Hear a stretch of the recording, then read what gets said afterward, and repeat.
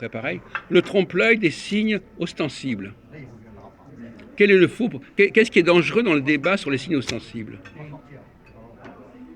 Le trompe-l'œil, c'est ça le trompe-l'œil des signes ostensibles. Le piège des signes ostensibles. C'est l'interprétation.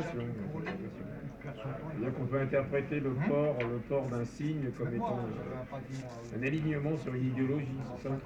Et ça, par extension, se dit tiens, c'est un acte. C'est la revendication du communautarisme. On appartient à telle communauté religieuse. On le montre par le. Alors que quand on porte rien, on peut pas distinguer qui est. Enfin, l'objet porté. Mauvaise réponse. Enfin, c'est pas une mauvaise réponse, c'est une réponse faible. Oui, Une réponse faible. Un chercheur, c'est quelqu'un qui doit toujours essayer de répondre des choses qui ne sont pas évidentes et qui sont un peu plus élevées. Le type qui dit des choses qui sont basiques, voilà, c'est bien de le dire, mais ça, il faut essayer d'aller un peu plus loin, de trouver un truc qui n'a pas été dit, un angle qui n'a pas été abordé. Autrement... Parce qu'on montrer à l'autre sa différence, c'est une sorte de... Bon, alors quel est le piège? Alors il y a un piège, il y a un grand piège. Qu'est-ce que c'est qu'un signe ostensible? Par exemple, imaginez que vous portiez une croix. Vous en avez peut-être eu d'ailleurs. non, j'en porte pas. Bon. Qu'est-ce que c'est?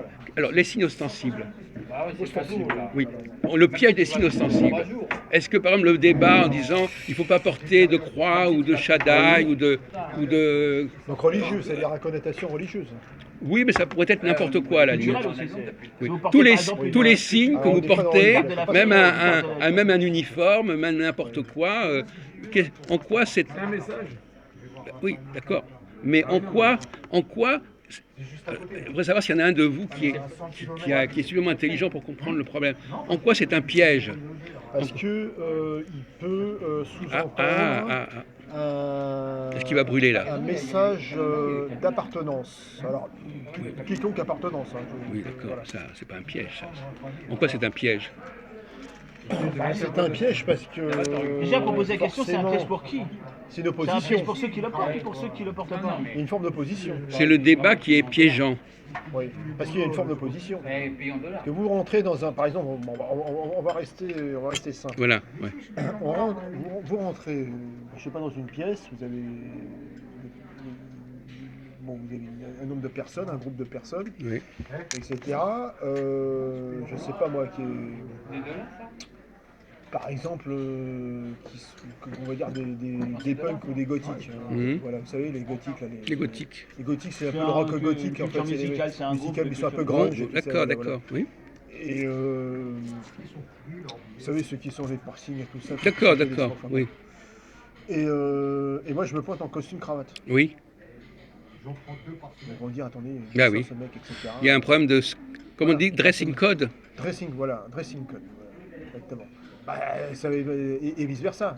Moi, je me pointe Oui. où il y a des codes. Mais justement, mais la question est, où est le piège? Là, vous êtes en train de nous dire... Je me mets en opposition. Non, mais le piège, qu'est-ce que c'est qu'un piège? Un piège, quelque chose qui, c'est la fausse piste. Il y a une fausse piste. Par exemple, est-ce que le fait d'être de couleur jaune, c'est un signe ostensible? Non. Ah, voyez-vous? Voyez, donc vous voyez la différence déjà, je vous mets sur la piste. Il y a des signes qui ne sont pas... Être jaune, c'est pas ostensible. Et pourtant ça se voit. C'est-à-dire Le signe, c'est le choix de la De race jaune avec un C'est type... pas pareil, c'est un trait physique. Mais c'est quand même ostensible, au sens littéral du terme. C'est différent parce que je veux dire que le Je dressing code, comme vous disiez, c'est-à-dire le fait de m'habiller comme ça.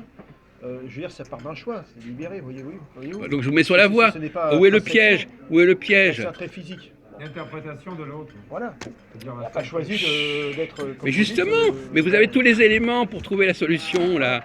Je viens de vous dire, voilà, il y a des trucs qui sont ostensibles, c'est-à-dire qu'on peut enlever. On peut les enlever, les signes ostensibles. Vous les remettre quand vous... Voilà.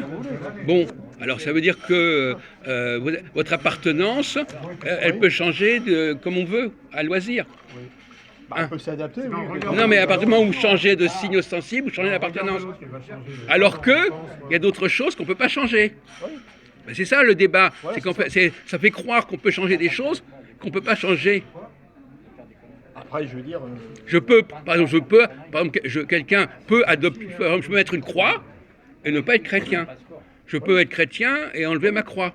Voilà. Donc c'est des signes qui donnent une impression comme ça, voilà, je le mets pas. Parce que ça fait partie d'un rituel, bon, par exemple. Non, mais donc contrairement à ce que disait François, c'est l'inverse. C'est la marque de quelque chose qui peut très bien être ou ne pas être. Je la mets ou je la mets pas. Voilà. Alors, est-ce que notre appartenance, elle est simplement en fonction du fait de mettre ou pas un signe ostensible? C'est ça le débat philosophique. De vouloir effectivement d'appartenir. Est-ce que c'est ça ou est-ce qu'il y a des appartenances qui sont... Alors, posons le problème autrement. Est-ce qu'il y a des appartenances plus profondes que celles-là? Bah, il y a un côté, oui, effectivement, viscéral. Parce qu'on a vraiment l'impression aujourd'hui que la seule appartenance, c'est le signe ostensible. J'ai ceci, j'ai cela. Mais je suis rien en moi. Je suis rien. Ouais. Des fois, il y a des gens qui portent des signes comme ceci pour s'intégrer au sein d'une certaine communauté. Mais on le sait. Mais j'en pense des portes ouvertes. Mais oui, exactement. Ce que vous introduisez là, c'est la superficialité de la chose. C'est-à-dire le fait de porter quelque chose. Vous entendez que c'est superficiel. Oui, mais il y a... Non, oui, mais je dis... C'est exactement ce que je viens de dire. Oui, On porte une chose, on s'intègre dans une communauté au sein de laquelle on ne va pas être rejeté, c'est superficiel. Mais la question qui est sous-jacente... Ben oui, donc merci. La question n'est pas là, la question c'est la question inverse, c'est qu'est-ce qui n'est pas de cet ordre-là? Qu'est-ce qui ne relève pas simplement de l'ostensibilité? L'appartenance raciale. Alors voilà, non mais voilà, il a le mot juste. L'appartenance évidemment qui délibérément. Les appartenances qu'on ne peut pas modifier. L'appartenance sexuelle. L'appartenance sexuelle. Voilà. Le fait d'avoir des seins, une certaine poitrine, c'est pas un signe ostensible. Ou par exemple, je sais pas moi, quelqu'un qui a des oreilles décollées, Voilà. Bon bah voilà, celui-là il est pas, voilà. il peut pas faire appartenir dans le groupe parce qu'il a des oreilles décollées. Mais là c'est du ressort de l'ostracisme. C'est un rejet de l'autre parce que par rapport. Mais il y a aussi on peut aussi rejeter l'autre parce qu'il a des signes ostensibles qui ne me plaisent pas. Donc, bah si. Ah ben si. Mais si, le débat est souvent là. Le débat est souvent là. On rejette l'autre en raison de ses signes ostensibles. Et en même temps, on le rejette l'autre en même temps de ses signes ostensibles. Mais en même temps, on sait très bien que ces signes ostensibles, il peut les enlever. Il peut les enlever comme il veut. Et en revanche, il y a d'autres appartenances qu'on ne peut pas supprimer. Voilà. Mais qu'on peut recouvrir. Oui, il y a une côté ambivalent. Non, mais justement, qu'on peut recouvrir. Il y a une ambivalence. Et on revient à notre débat tout à l'heure. Je parle français, donc on va oublier que je suis différent. Il y a un problème qu'on n'a pas soulevé. C'est que certaines appartenances, qui sont l'appartenance religieuse, particulièrement l'appartenance de l'islam, vous obligent à porter ces signes ostensifs continuellement si vous voulez être en conformité avec l'état d'esprit de votre appartenance. Oui, mais ça, alors que quand vous êtes homosexuel, vous pouvez vous habiller, même si vous êtes homo, vous faites l'homme viril, vous mettez une cravate, ça passe. Voilà. Mais quand vous êtes, vous empêche pas, vous remettez pas en cause votre homosexualité. Tandis que quand vous êtes musulman, il y a des signes que vous devez porter tout le temps, sinon vous transgressez votre appartenance. Oui, enfin, et c'est ça qui fait tout le problème. Ça ne fait pas tellement avancer. C'est pas faux ce que vous dites. Le problème, c'est que parfois les gens disent des choses tout à fait vraies, mais qui sont d'une banalité qui n'apporte rien. Il faut plutôt dire des choses peu évidentes, mais intéressantes, ou des choses évidentes, mais sans intérêt. Le fait, je vois ce que vous Comment dites, c'est-à-dire que le fait qui est banale. Quelle question? Pas du tout. Alors vous n'avez pas suivi le débat, mon pauvre ami, alors. Bon, alors. Effectivement, par exemple. La réponse banale, c'est qu'elle est peut-être banale. Bon, d'accord, merci François de votre contribution intelligente là. Il faut dire en quoi c'est un piège. Alors vraiment, résumons en quoi c'est un piège. Oui, c'est un piège. Vous avez compris.